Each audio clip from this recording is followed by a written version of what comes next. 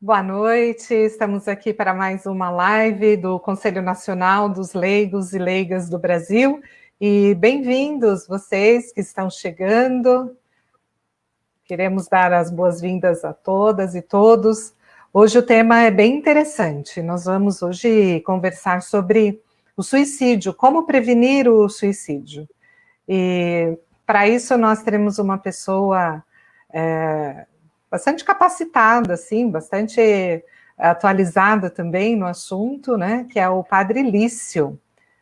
O Padre Lício já está por aqui, e então nós queremos chamar o Padre Lício.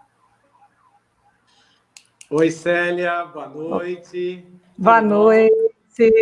Olá, bem-vindo, boa noite. Que bom. Obrigado pelo convite, uma alegria enorme estar com você e com todos os que estão nos acompanhando, sejam bem-vindos, para a gente poder bater esse papo sobre esse assunto meio bastante tabu, bastante difícil, mas que a gente precisa falar dele, né? Sim, então bem-vindo mais uma vez, né, e todos que nos acompanham também. Nós queremos tratar desse assunto, inclusive num momento bem complicado que nós estamos vivendo, né, que é esse momento de pandemia.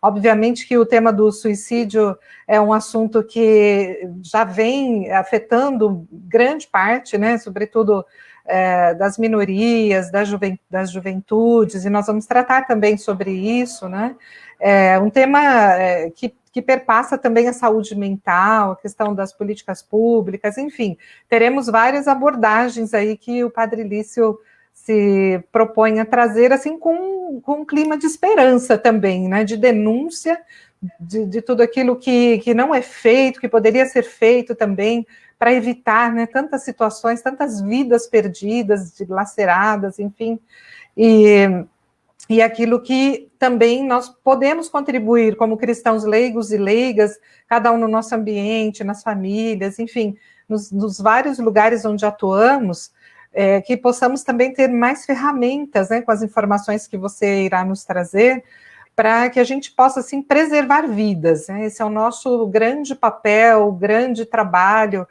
sobretudo do Conselho dos Cristãos Leigos e Leigas no Brasil. Nós temos feito, assim, várias lives também, né, sempre abordando temas que procuram, de fato, como cuidar da vida, né, e como viver dignamente, como cada pessoa pode viver dignamente. Então, eu te passo a palavra, você se apresenta e coloca aí o que você trouxe para a gente. Tá, obrigado. Para quem não me conhece, eu sou o Padre Lício de Araújo Vale, eu sou padre diocesano, incardinado na Diocese de São Miguel Paulista, aqui em São Paulo, capital, e eu sou especialista, fiz um curso de especialização em suicidologia pela Unipar, pela Universidade Paranaense, né?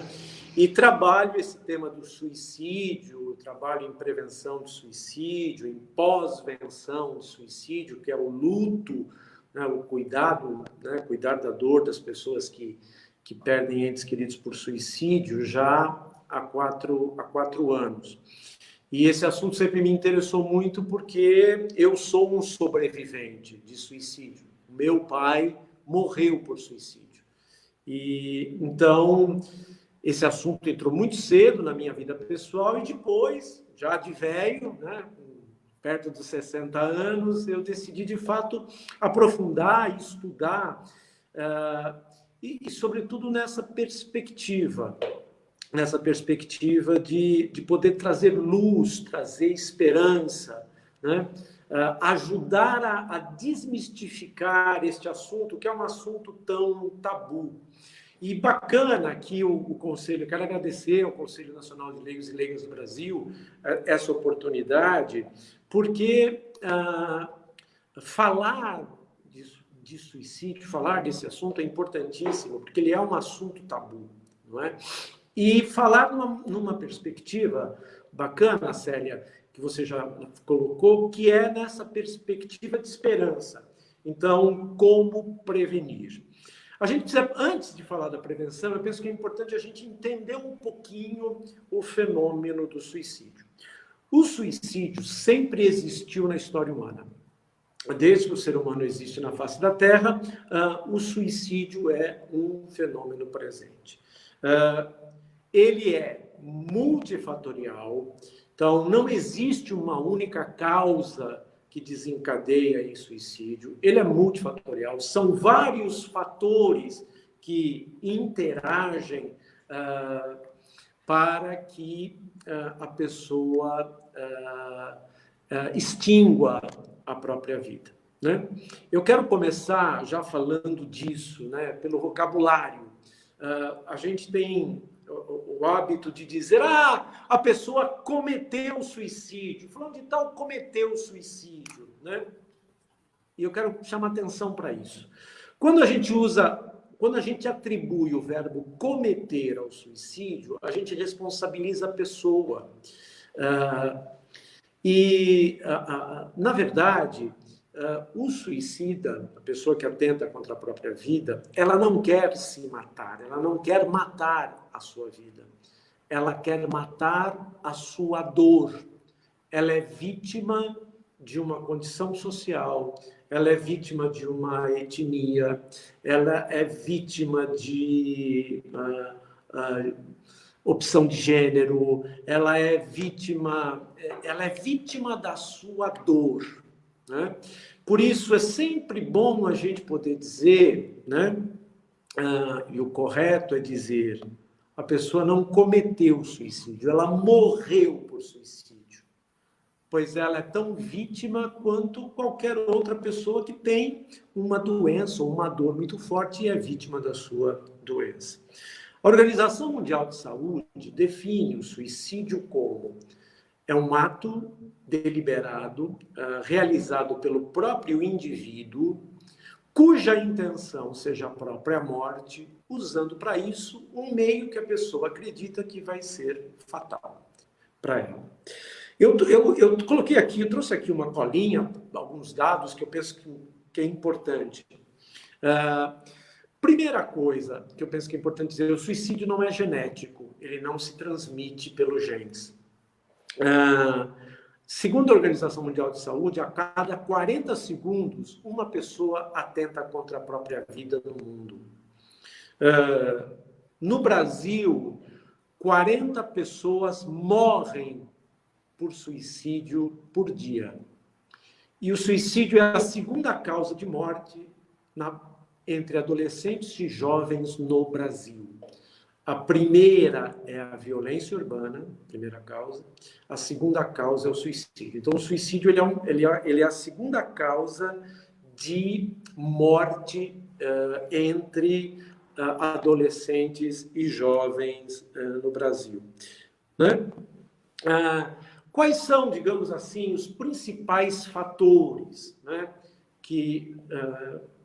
Primeiro, a incidência de transtornos emocionais ou transtornos psiquiátricos. A depressão, a ansiedade, a bipolaridade, enfim. Então, os transtornos emocionais e ou transtornos mentais são um dos fatores de risco para suicídio. Gosto sempre de chamar atenção. Não significa que toda pessoa que tenha depressão ou que tenha um transtorno mental, ela chegue ao suicídio. É importante a gente entender que o transtorno mental e o emocional é um dos fatores que, se não cuidado, não pode desaguar em comportamentos suicida. Outros fatores de risco. Vulnerabilidade social. Eu penso que isso é importantíssimo a gente trazer, né? A má distribuição de renda, a ausência do Estado, a injustiça social, né? Os comportamentos de intolerância, sobretudo para as populações mais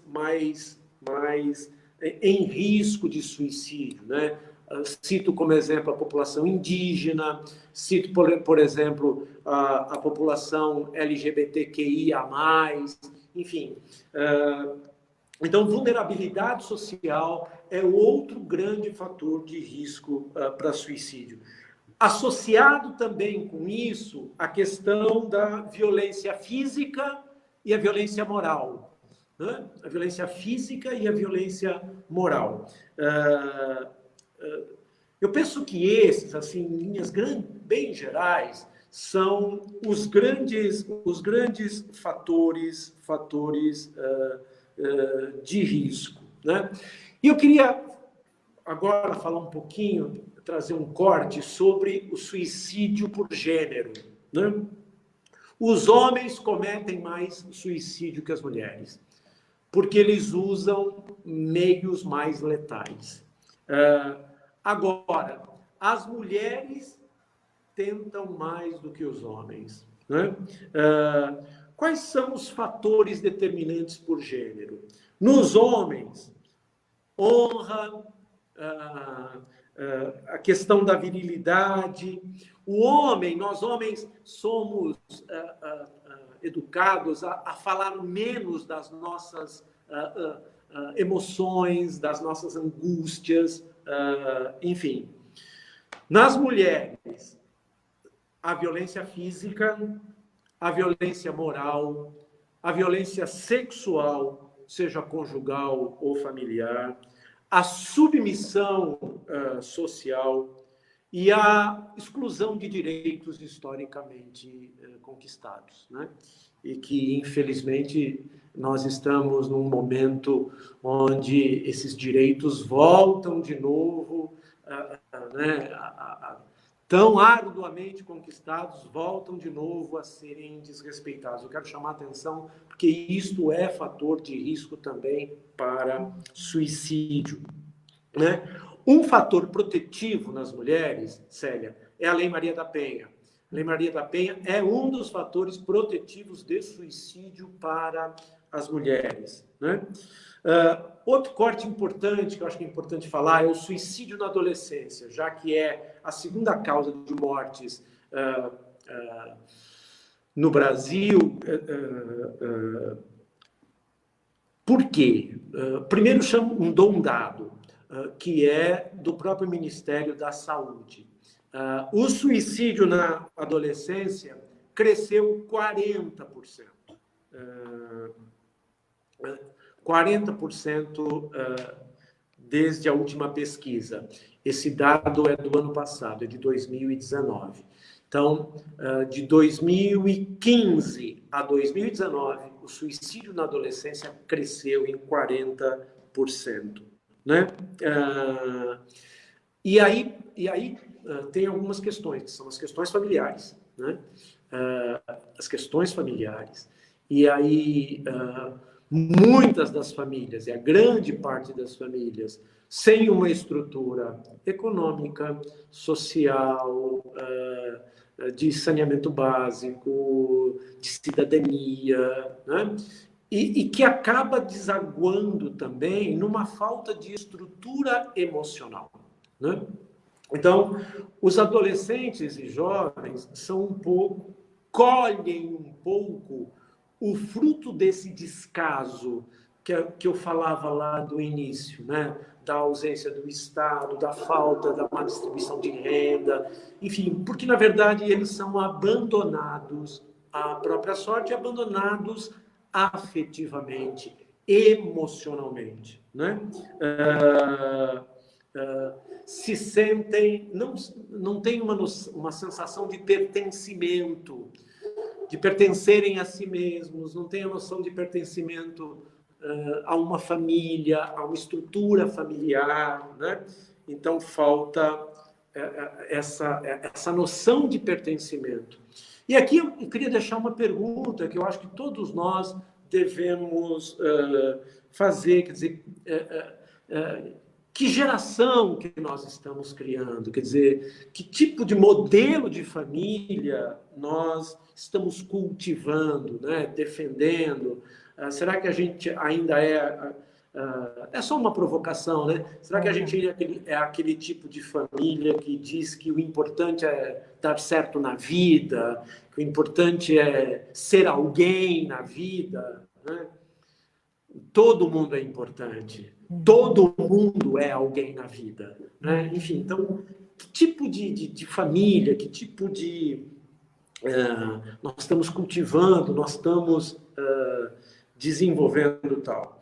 Quero trazer uma... Interessante. Não, interessante esses pontos, porque nós vamos percebendo justamente o fator da vulnerabilidade por trás de tudo isso, né? Assim, uma série de desconstruções e o que é que está sendo trazido, né? Quais são as discussões. E eu queria trazer aqui a contribuição também do pessoal que está participando, tem bastante gente participando e colocando já algumas questões que eu aproveito para trazer, e aí você vai acrescentando também. Olha, tem a Edi, a Vivian, o Adelino, a Maria Aureni, né, dando boa noite, o Juvenal Paiva, lá de Rondonópolis, está participando com a gente, Maria Regina, o José Jardelino, né, dizendo que o tema é muito importante, obrigado por abordarem, né, esse tema, e a Sônia, que é a presidente, né, nossa presidenta do CNLB, ela coloca aqui duas questões, na verdade, né, ela diz assim: pessoas que morreram por suicídio apresentam alguns sinais,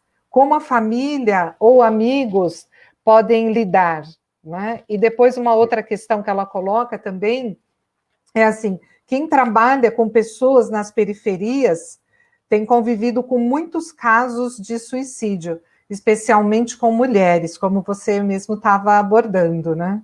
Então, aí para complementar a sua reflexão, e temos várias outras pessoas também participando, dando boa noite, e depois a gente cita. Bom, obrigado, boa noite para todo mundo que está participando.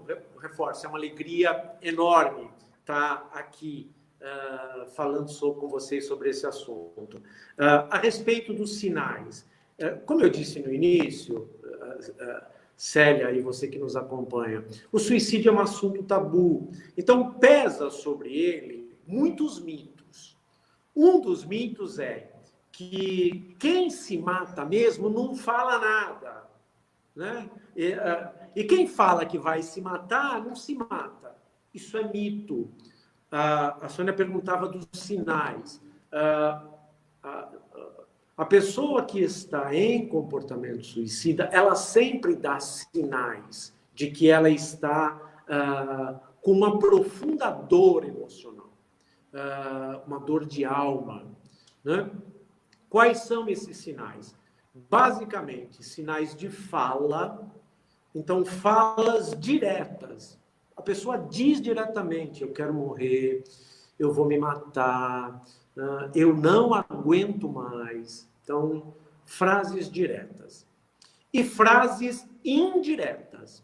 Por exemplo, meu pai dizia para os meus tios: eu estou pensando em fazer uma grande besteira.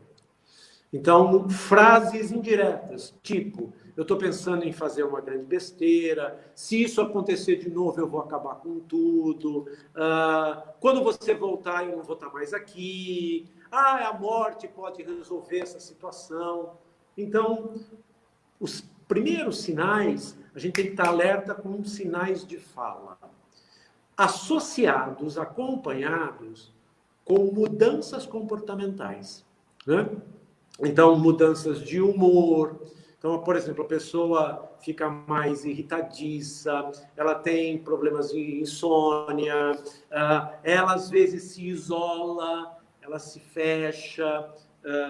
Então, sinais de fala associados a mudanças de comportamento, liga o farol amarelo, porque isto pode ser sinal de que a pessoa necessita, a pessoa pode estar em um comportamento suicida.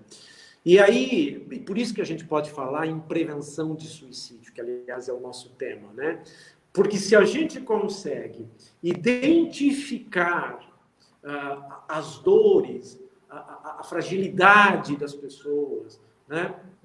E a gente consegue com que elas possam serem tratadas, elas possam lidar com as suas dores, a gente minimiza o risco dela tirar a sua vida. Volto para o conceito inicial. A pessoa que atenta contra a própria vida não quer se matar. Ela quer matar a sua dor, que para ela é insuportável e ela não vê outra saída a não ser a extinção da própria vida, né?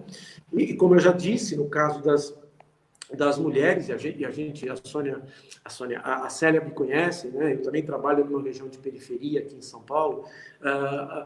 É verdade, Sônia, e as mulheres da periferia sofrem muito isso, né? Elas sofrem, elas são provedoras, elas são resilientes, elas sofrem vítima de violência doméstica, né? Muitas são estupradas pelos próprios maridos, pelos próprios cônjuges, enfim. Então tem toda uma complexidade e que a gente que trabalha na periferia conhece bem, né? E por isso que eu disse, lá na fala anterior, fiz questão de citar, que a Lei Maria da Penha é um fator protetivo. Por isso que é importante que a gente insista nessa questão da denúncia, né? Da denúncia da violência, sobretudo contra as mulheres. Adrilício, essa abordagem está chamando muita atenção aqui do pessoal que está acompanhando, né? Inclusive, tem relatos aqui de pessoas que perderam, a Patrícia comenta, né, de uma pessoa da família dela que estava vivenciando o processo de depressão e que a família não percebeu. E depois o Juvenal Paiva também comenta assim que os textos ou documentos que a pessoa ler, que faz apologia à morte, pode contribuir para a pessoa morrer de suicídio? Se a pessoa tem... na suicidologia, tem o que a gente chama de efeito Werther, né? Que é o efeito de imitação.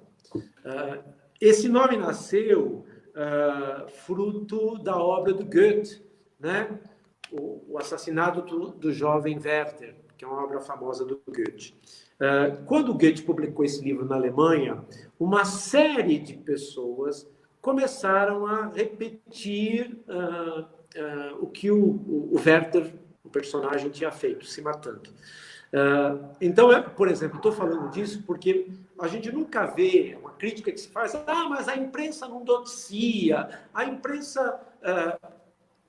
E é verdade, porque a maneira como se dá a notícia, a maneira como isso é publicizado, para quem está em comportamento suicida, pode potencializar. Eu dou um exemplo muito simples.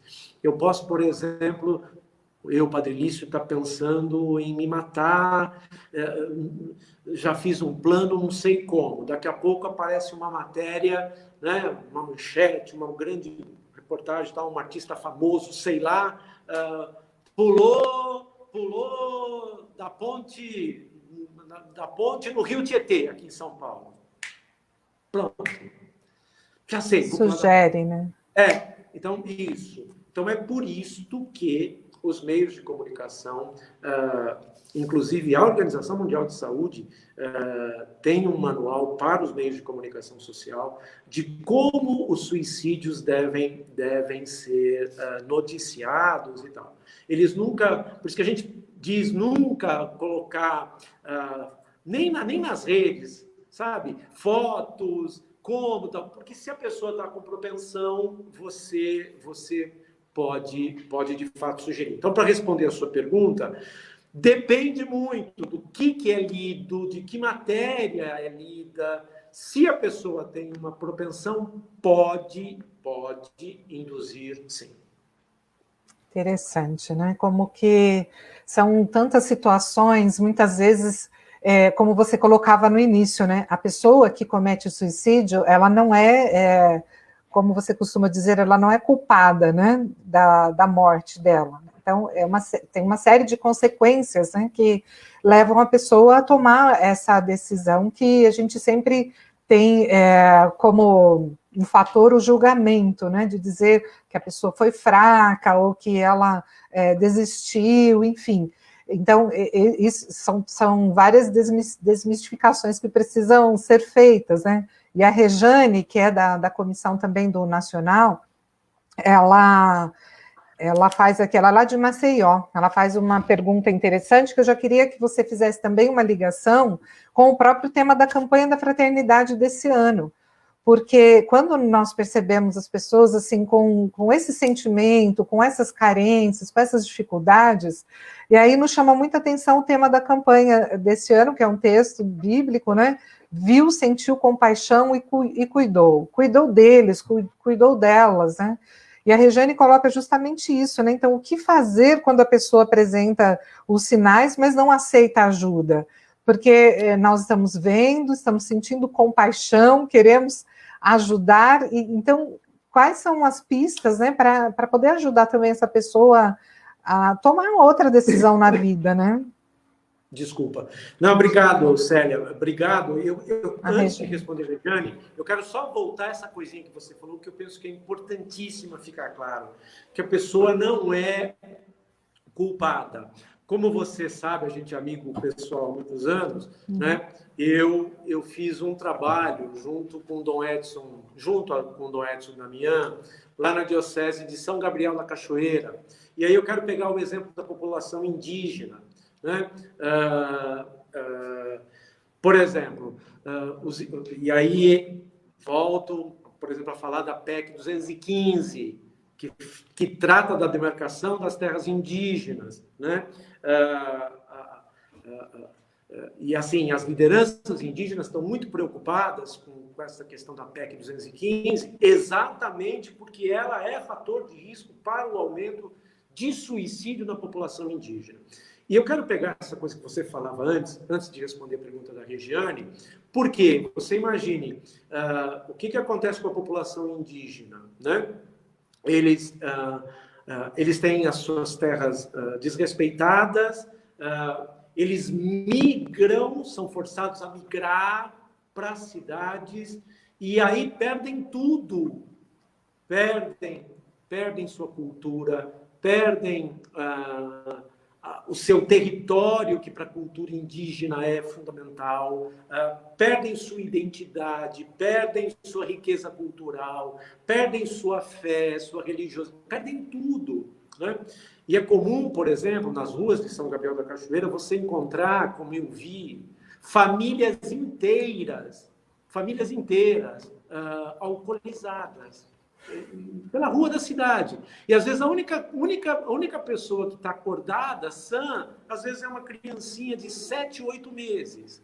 Quer dizer, eu quis pegar esse exemplo da questão do povo indígena para mostrar como que o indivíduo ele não tem culpa. E a gente tirar essa... Então, só peguei esse gancho, aproveitei para falar também da população indígena, que é uma população onde o índice é altíssimo de suicídio. Para responder a pergunta da Regiane,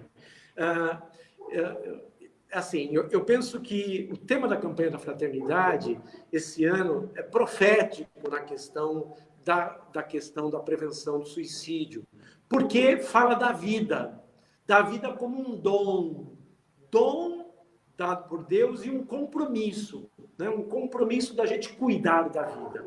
E eu acho interessante porque a metodologia, quer dizer, o lema da campanha, tirado lá do Evangelho de Lucas, da parábola do samaritano, viu, sentiu compaixão e cuidou dele, são de fato os 3 passos que na suicidologia a gente indica para prevenir suicídio. Primeiro, ver o sofrimento do outro. Aquilo que a gente estava falando na resposta da Sônia, né?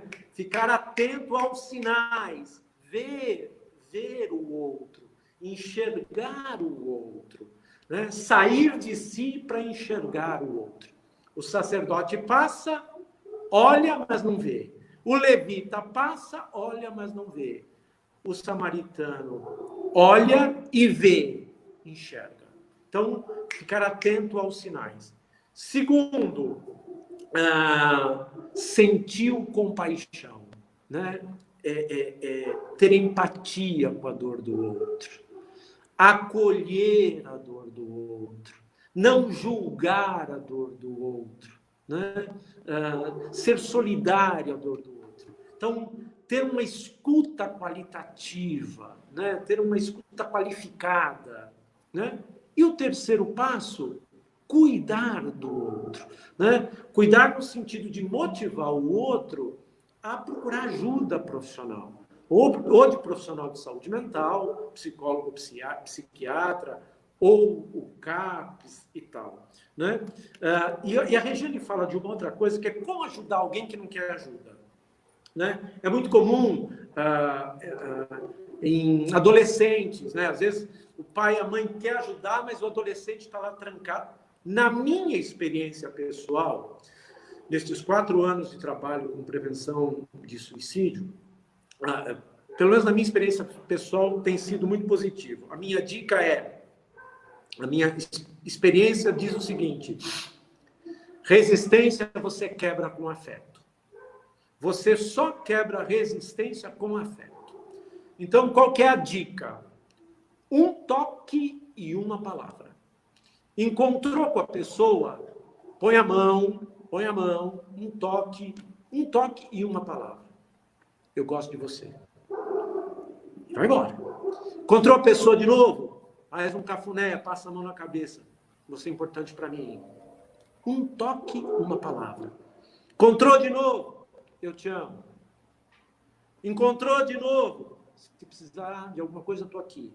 Quer dizer, isto, água mole em pedra dura, tanto bate até que fura. Essa é um pouco a minha experiência pessoal.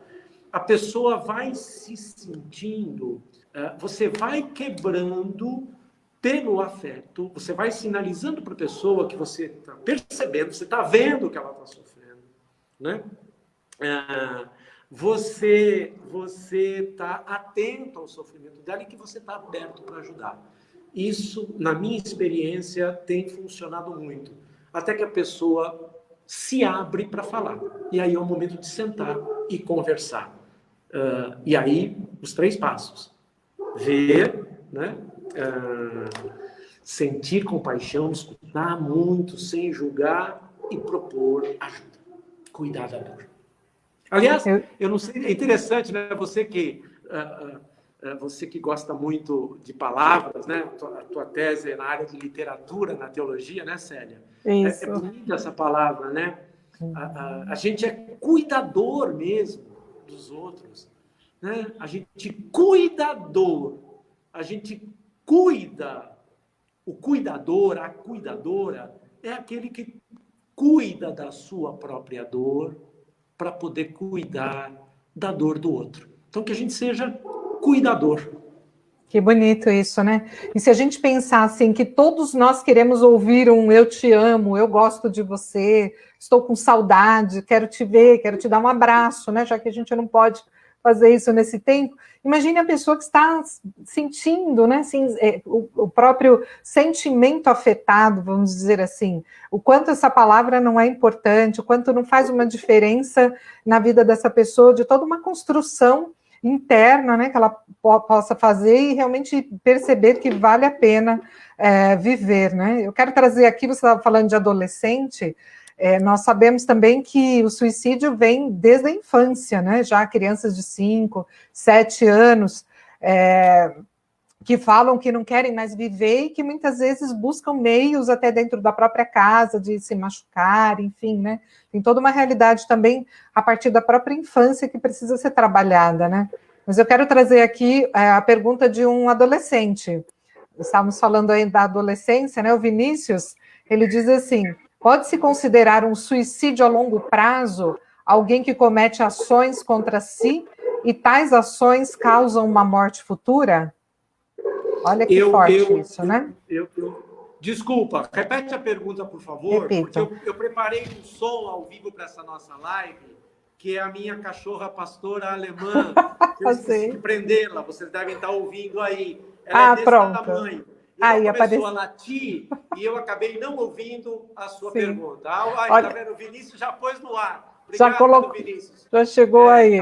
Pode-se considerar o suicídio a longo prazo alguém que comete ações contra si e tais ações causam uma morte futura? Obrigado, Vinícius, pela sua pergunta. Tem o pai da suicidologia é um psicólogo americano chamado Edwin Schneidman. E o Schneidman, ele estudou o suicídio a vida inteira dele. E para o Schneidman, todo o processo autodestrutivo é um processo suicida inconsciente. Então, todo o processo autodestrutivo, ele é um processo de autodestruição, mesmo que a pessoa não tenha consciência. Quer dizer, então, por exemplo, a pessoa que é usuária de adicto, a pessoa que é alcoolista, enfim, a pessoa que se automutila, embora depois, se der tempo, a gente até pode falar disso, Célia, porque tem muito a ver com a questão da adolescência. Então, assim, para o Schneidman, todo o processo autodestrutivo, ele é um processo suicida, quer dizer, de autodestruição inconsciente. E a gente só interrompe este processo quando a gente toma consciência do processo autodestrutivo. E aí tenta se ressignificar, tenta se recompor. Eu dou um breve testemunho, né? A Célia sabe disso, ela já me ouviu dando palestras, eu falo isso nas minhas palestras e tal. Eu tentei suicídio 5 vezes, né? 5 vezes. Eu não saía de casa dizendo eu vou me matar hoje, mas eu bebia muito, né? E dirigia que nem um maluco, capotei 5 vezes, capotei 5 carros. Então, assim, era um processo de repetição do suicídio, o processo autodestrutivo lá, herdado do meu pai.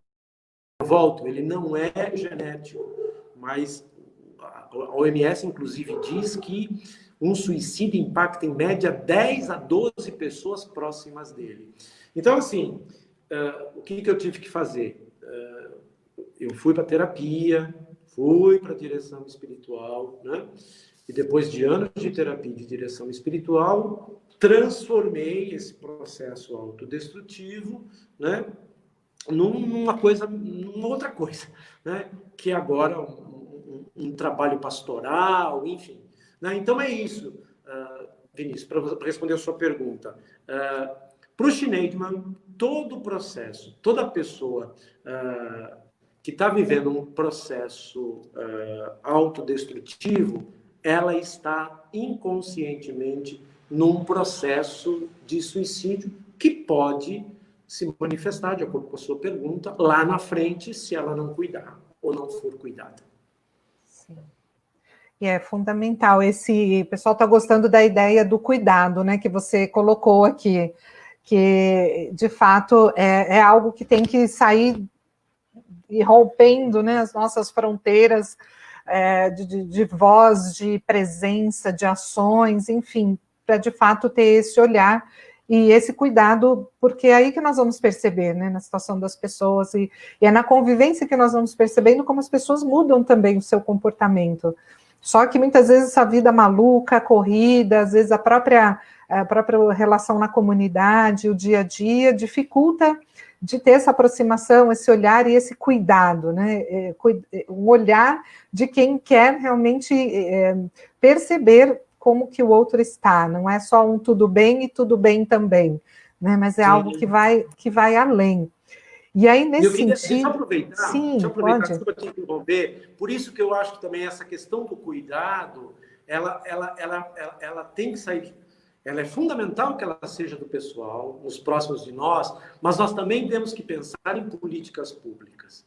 Suicídio é uma questão de saúde pública, é uma questão de política pública. Então, este cuidado também a gente tem que lutar para quem não é cuidado, né? para quem... E quem tem obrigação de cuidar é o Estado, em muitas... né? E, sobretudo, dessas populações, as populações mais fragilizadas. Por isso que a gente tem que lutar por política pública, por planos municipais de prevenção ao suicídio e à saúde mental, porque acontece no município, né? Acontece lá, como acontece na família, quer dizer, né? Então, eu só quero deixar esse registro, porque eu penso que essa é uma luta importante, porque quando a gente pensa suicídio, Célia, a gente às vezes cai nessa tentação de pensar só no pessoal, ou só no familiar, esquecendo desta dimensão sociopolítica, sociotransformadora, que é fundamental, né? E aí, quando eu falo do cuidado, eu falo exatamente nessa dupla perspectiva, tanto do ponto de vista pessoal, da gente ter que sair da zona de conforto, olhar o outro, cuidar do outro, mas também no âmbito da luta por políticas públicas, sobretudo para aqueles que não têm força, nem representação política, e estão, de fato, largados. Por exemplo, a população LGBTQI+, é altíssimo o índice de suicídios, quer dizer, né? Então, assim, é importante que a gente lute por políticas públicas, né? Enfim, nesta área da prevenção do suicídio e da saúde mental, porque também falar de suicídio e falar de saúde mental é falar de outro tabu, né? Né? A gente ainda tem um outro tabu, que é esse de falar da saúde mental, enfim. Eu só queria fazer esse registro, porque eu penso que é importante, sobretudo para o Conselho Nacional de Leigos do Brasil, né? E eu acho que a campanha da fraternidade sempre traz essa proposta, né? E eu acho que a proposta deste ano é que a gente lute por políticas públicas de cuidado das populações fragilizadas. Eu penso que a gente tem que ter isso no horizonte. Mas o registro foi super importante, porque era justamente isso que eu ia perguntar, né? A quem procurar?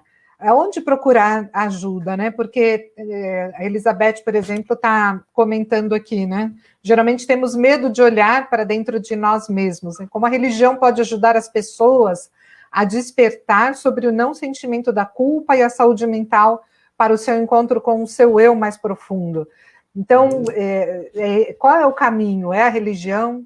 É a política? É um grupo de amigos? Então, como que a sua experiência pode colocar luzes, né, nessa realidade?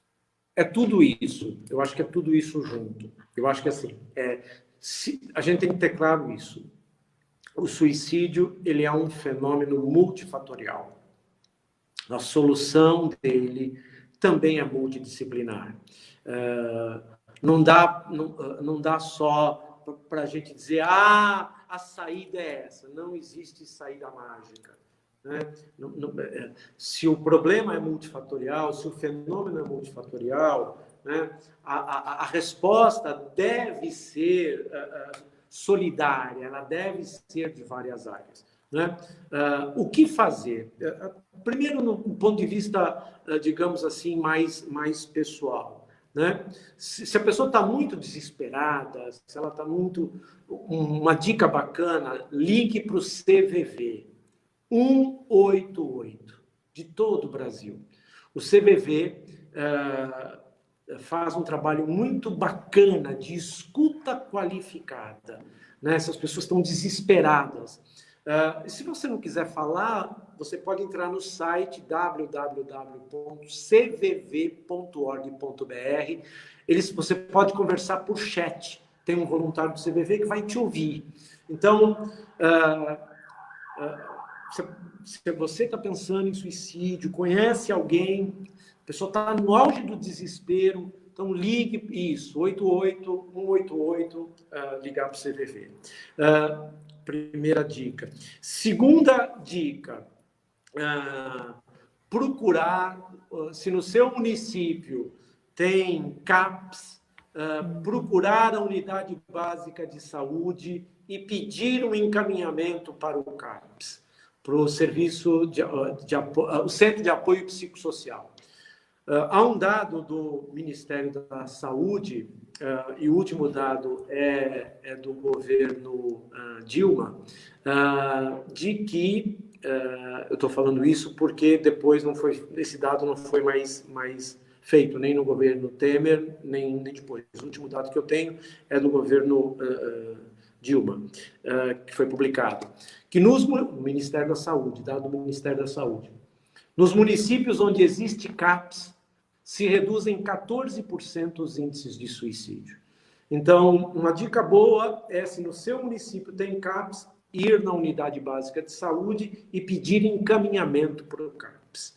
Depois, se buscar apoio, por exemplo, terapêutico, então, né, buscar acompanhamento psicológico, terapia.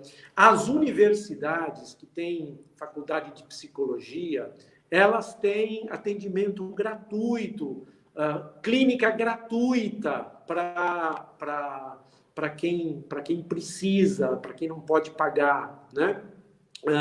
Então, essa é uma outra dica boa. Se no seu município tiver, ou se vocês conhecerem gente, faculdades podem encaminhar também. Há vários grupos de apoio grupos de apoio na internet. Uma boa pesquisa no Google pode ajudar também a grupos de apoio. Eu costumo orientar dizendo o seguinte, buscar ajuda profissional, né? Porque a gente não dá conta, como já vimos, disso sozinho, né? A gente não dá conta disso sozinho. E a Célia falou uma coisa que eu quero retomar, que eu penso que é importante. A gente ser presença. Não confundam, pelo amor de Deus, não confundam isolamento social com distanciamento emocional. A gente pode estar isolado dentro de casa, mas a gente pode estar muito próximo emocionalmente. E hoje, com as ferramentas da internet, é isso, né? Aqui, ó, essa pessoa aqui, não, ao contrário, essa pessoa aqui do ladinho, que eu amo muito, enfim, eu sou velhinho, né? Enfim, tá aqui, ó, estamos se vendo, estamos falando, já batemos papo hoje de tarde, já fizemos todos os insights, como é que ia ser.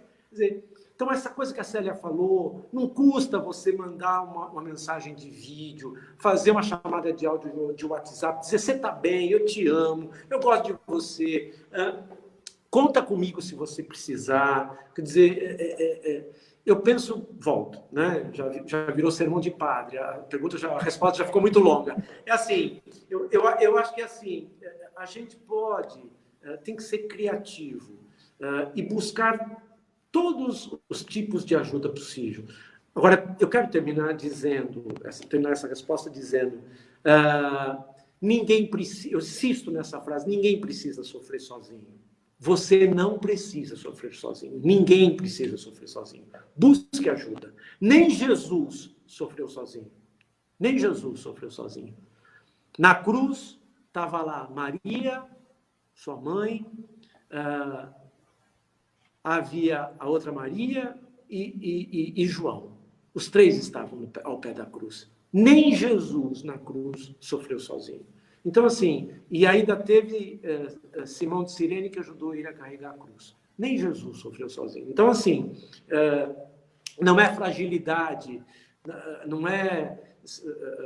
E eu estou falando isso, eu sei que vocês, dos conselhos leigos, sabem disso. Eu estou falando isso no sentido de que isso possa ser reproduzido por vocês, depois, multiplicado, que a gente precisa insistir, quebrar com esse tabu, que não é vergonha pedir ajuda, que todos nós necessitamos de ajuda, que nós precisamos uns dos outros, né? Porque a solução ela é multidisciplinar e todo mundo precisa estar envolvido nela. Sim, muitos comentários aqui, o pessoal está achando muito importante tratar sobre esse assunto, agradecendo, inclusive, as dicas, as portas de entrada, o pessoal já está colocando em cada cidade aqui, aonde procurar, né, também ajuda. Tá uma interação bem bacana, dizendo que você traz sempre uma palavra de esperança, né? E eu queria destacar de novo, né, que a palavra da Sônia, que ela traz uma reflexão interessante, que ela diz que são as nossas comunidades também, as comunidades eclesiais, os vários grupos, na reflexão da palavra. Então, é tão importante isso, porque ali onde a palavra cai na sua vida, né, no seu terreno, aonde Deus faz cair aquela semente, né? E a pessoa, então, coloca da sua experiência. Quantas vezes nós ouvimos, né, situações de alegria, de tristezas, enfim, daquela pessoa que a gente nem imaginava que estava sofrendo por conta da reflexão da palavra.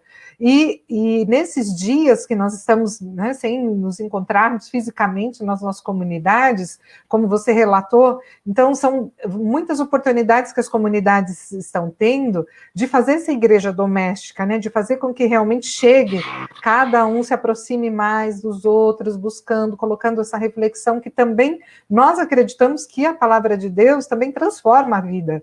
A nossa vida transforma, vai transformar também a vida de outras pessoas, que é luz, né? que é uma nova experiência. Então, quero agradecer também a Sônia por esse comentário, que realmente nós acreditamos sim que é uma porta. Não é a única, mas é um grande momento de partilha, de experiência, e de fazer de novo, né, renascer na esperança de novos tempos. Né? Isso. Célia, desculpe, e é importantíssima essa observação da Sônia, porque assim, né, as nossas comunidades, quer dizer, o que elas são de suporte emocional, né, de acolhida, quantos de nós já não viveu ou já não viu, já não ouviu isso, né? Olha, se não fosse a comunidade aqui, eu não sei o que seria de mim, né? O quanto que as nossas comunidades elas fazem esse serviço importante, animadas pela palavra de Deus, animadas pela partilha, animadas pela solidariedade, pelos gestos concretos de solidariedade e comunhão. E por isso que eu volto àquela questão de que é importante, a Sônia falou bem, por exemplo, os CRAs são porta de entrada, lembrava a Sônia, né? E por isso que é importante que os leigos estejam nesses locais, quer dizer, que vocês ocupem esses espaços nos conselhos municipais, no Conselho Municipal de Educação, no Conselho Municipal do Menor, né? Enfim, que se ocupem, que vocês leigos estejam nesses espaços, exatamente para a gente poder cuidar da vida, né? Isso mesmo. Eu quero registrar aqui a professora Rosana Manzini, que esteve conosco numa live também semana passada, mandando beijo. A Dalva, que é também do CNLD, de Osasco, dizendo que a palavra de Deus nos traz luz e esperança, e a nossa tarefa é nos animarmos para reerguermos também os nossos irmãos. Nós sabemos, sobretudo nesses tempos, né, tantas empresas de portas fechadas, tantos desempregados, tantas pessoas sem sua renda. Então, a aproximação e o cuidado nesse momento é tudo, né, Dalva? A Cláudia está assistindo, a Lidiane, a Cleide, enfim, tem uma super galera aqui do Brasil todo, a Kátia, aqui também de Guarulhos, o Osmir, o Reinaldo, a Vanessa, o Luiz, enfim, tem muita gente aqui participando, falando do Setembro Amarelo, né, que já se aproxima daqui a pouco também, para que a gente possa fazer também as diversas intervenções, de fazer ecoar também toda essa questão da prevenção, né? E nós já estamos quase aí nos aproximando, né, do final. Eu quero também, aproveitando aqui, antes de chegarmos aí no final, né, de fazer uma propaganda, nós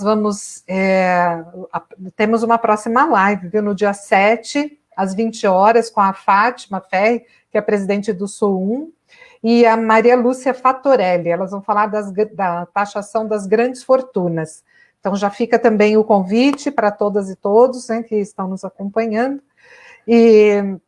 Então, eu deixo a palavra com você pode ficar à vontade, aqueles aspectos que você acha interessante. Eu sei que você tem também 2 livros publicados, né, poderia falar também um pouco da sua experiência, você tem outros países, levando realmente esse tema, essa realidade, essa experiência também que infelizmente, você traz também marcado, né, na sua família. Então, enfim, coloca para a gente um pouco, já que nos trouxe tantas luzes, tanta esperança e tantos caminhos, mas coloca um pouco, então, também da sua produção, das suas pesquisas. Então, obrigado, eu escrevi já 2 livros sobre isso. O primeiro, E Foram Deixados para Trás, uma reflexão sobre o fenômeno do suicídio, que está publicado pelas edições Loyola.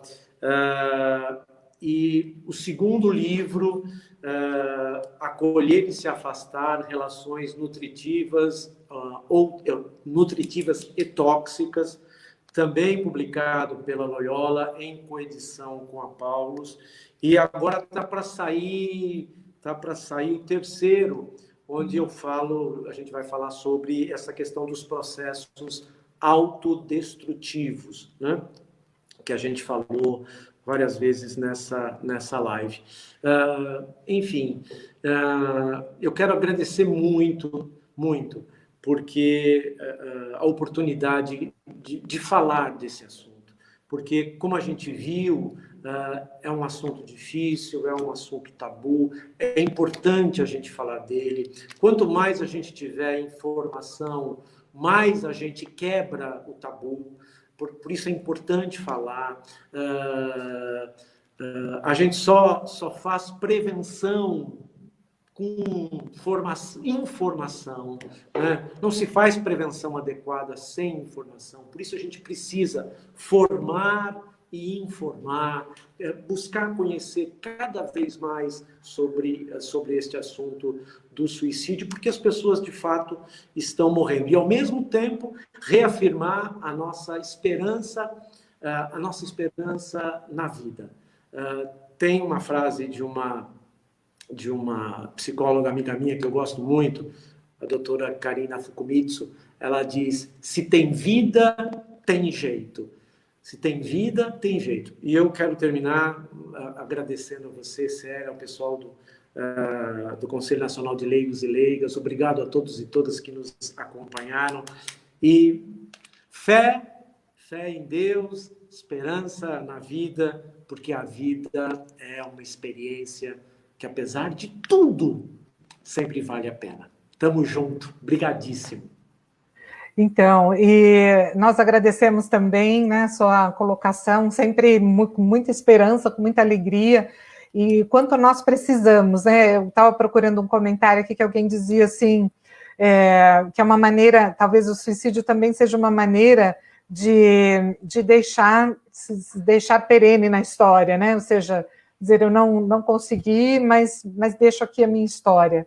Então, deixar importante essa mensagem, né? Todos nós somos importantes, cada um tem a sua história, cada um tem a sua marca, cada um é especial, cada um é único e única, né? Na sua história, na sua realidade, seja com seus desafios, com as suas dificuldades, e dizer, assim, que cada pessoa possa procurar realmente, né? Antes, quando começar a sentir alguma coisa também que possa ter um pouco de coragem, né, de buscar. A gente sabe que é difícil, mas e que a gente possa sempre ter esse olhar mesmo de cuidado, né, de ver, de sentir compaixão, não deixar com que, quando a gente, né, já estamos voltando aos poucos aí, depois dessa pandemia, mas que a gente se permita ter esse tempo, né, do olhar, do cuidado com as pessoas, não deixar realmente que a correria novamente faça que sejamos mais números do que pessoas, né? Que a afetividade,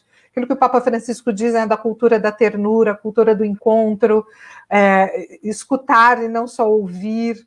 Então, quantas coisas nós precisamos mudar, né, nesse nosso jeito de ser, de olhar o planeta, mas de olhar, sobretudo, as pessoas que estão convivendo, né, no dia a dia, em todo esse cuidado, que seja um cuidado bem amplo, no sentido bem amplo, né? Então, realmente, agradecer E agradecer também a todas e todos, né, que participaram. Padre Lício tem os seus canais, você deixou já? Já fez também? Não. Acho que é bom também deixar. Mais fácil de me achar é no Instagram, @Lício, em vez de Lúcio, troco o U pelo I, Lício.vale, @Lício.vale. No Insta é o mais fácil de me achar. E tem também o site, quem quiser depois se interessar pelos livros, tá vendo lá no site, uma palavra só, liciovale, com L só, liciovale.com.br. Isso. Então, muito bom. Estão aí os canais, Padre Lício também está à disposição, tem feito vários encontros, várias lives, né, também. É importante nesse momento, né, que eles também estejam à disposição, uma pessoa que tem conhecimento no assunto. Tô à disposição. Desculpa, mal educado, né? A minha mãe deve estar fazendo assim no túmulo. Minha mãe deve estar fazendo assim. Enfim, desculpa, Célia, mas eu tô só para dizer que eu estou à disposição. Isso virou missão de vida. Trabalhar esse assunto, prevenção de suicídio e pós-venção, o luto por suicídio, virou missão de vida. Eu estou à disposição, sempre. Que ótimo.